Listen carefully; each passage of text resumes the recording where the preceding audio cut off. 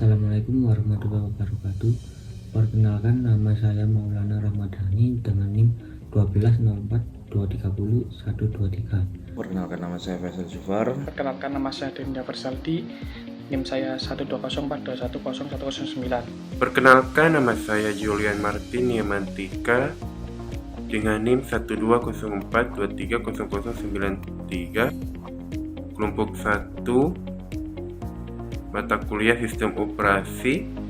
Pada kesempatan kali ini akan membahas sejarah atau sambungan sejarah dari produk Macintosh.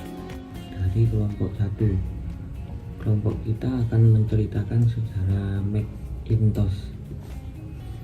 Macintosh atau Mac merupakan personal komputer yang diproduksi oleh Apple Inc.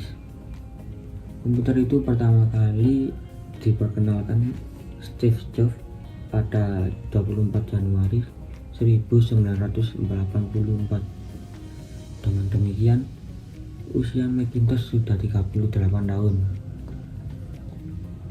Macintosh merupakan PC pertama yang sukses secara komersial. Fitur andalan yang saat itu belum populer adalah mouse dan graphical user interface. Produksi Mac didasarkan pada model integrasi vertikal, di mana Apple memfasilitasi semua aspek perangkat kerasnya dan menciptakan sistem operasinya sendiri, atau disebut sistem perangkat lunak OS. Hal itulah menjadi cikal bakal terciptanya Mac OS. Dan saya sekarang ingin melanjutkan dari penjelasan teman saya sebelumnya mengenai Macintosh atau yang kita biasa panggil sekarang Mac, yang sebelumnya dijelaskan teman saya mengenai dari perkenalkan Steve Jobs pada tahun sekian, kemudian Mac ini merupakan PC pertama secara komersial, dan saya akan menunjukkan penjelasan tersebut. Jadi Mac OS ini yang kita dengar sekarang itu hanya bisa digunakan eksklusif pada PC Mac. Berbeda dengan PC IBM yang didesain agar kompatibel dengan OS dari perusahaan teknologi lain. Jadi Mac OS ini Mac OS modern ini seperti komputer pribadi lainnya, dia mampu menjalankan sistem informasi alternatif. Contohnya seperti Linux, FreeBSD, dan dalam kasus lain Mac yang berbasis Intel, Microsoft Windows. Tetapi Apple sendiri tidak melisensikan Mac OS X untuk digunakan pada komputer non-Apple.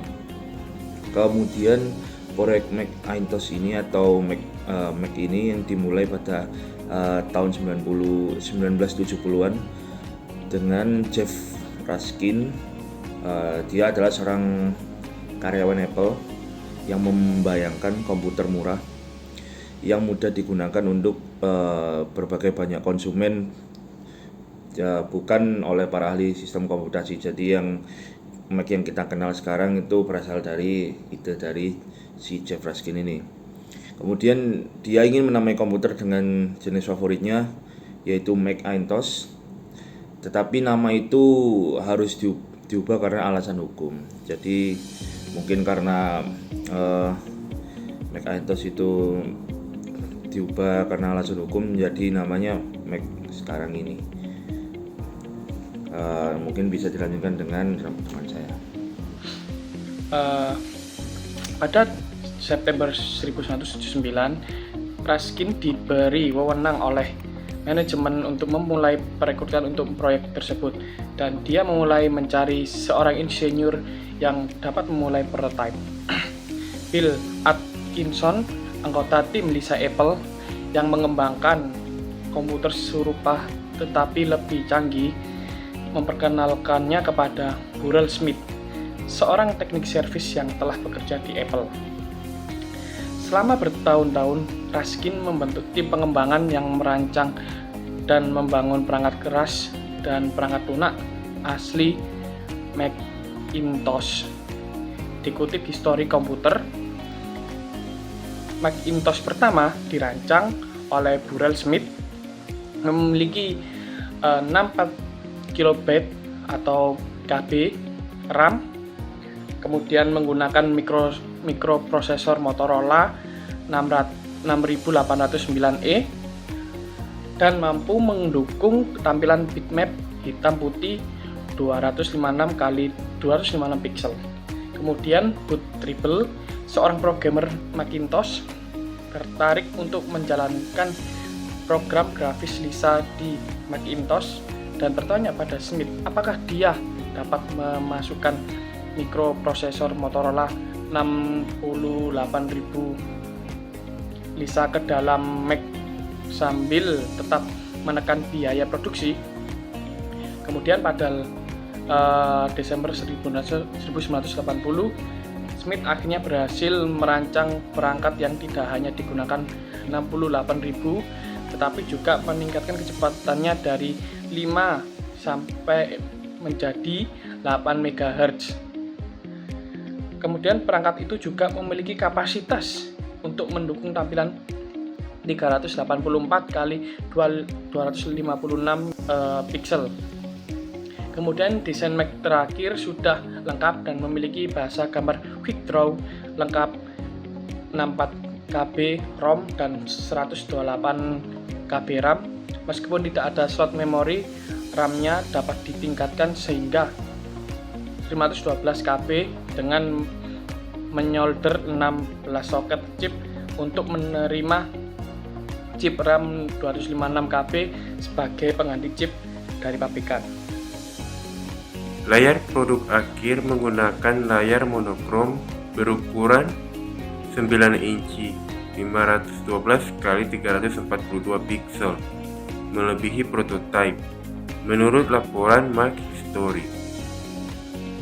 Steve Jobs akhirnya menyadari bahwa Macintosh bisa banyak dipasarkan daripada produk PC Lisa. Dia mulai memusatkan perhatiannya pada proyek tersebut. Namun, Raskin, sang pendiri proyek tersebut, terlibat konflik internal dengan Steve Jobs dan akhirnya menyatakan keluar dari proyek pada tahun 1981.